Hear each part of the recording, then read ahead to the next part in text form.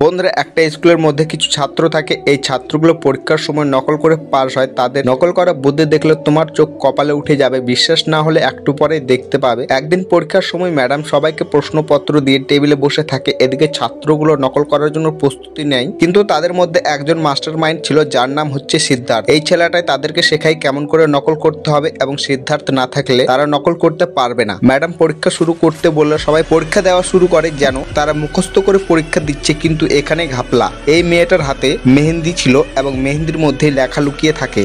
এদিকে একটি ছেলে যিশু খ্রিস্টানের ছবির ভিতরে নকল লুকিয়ে রাখে। ম্যাডাম কিছু বুঝতে পারছিল না। কিছু ছেলে জুতোর মধ্যে নকল রেখে পাশ করে আরেক ছেলের কাছে দেয়। এরকম করেই তারা এক্সাম দেয়। কেউ রবারের মধ্যে, কেউ আবার পেন্সিলের মধ্যে চিটিং করে নিয়ে আসে। একটা মেয়ে নকল করার জন্য হাতের নখে লিখে আনে, কিন্তু এই গোপনীয়তা ফাঁস হতে চলেছে। ম্যাডাম একজনকে পেজ দিলে একটি ছেলের জলের বোতল নিচে পড়ে যায়। বোতলের মধ্যে নকল ছিল। ম্যাডাম শব্দ শুনতে পেয়ে পিছনে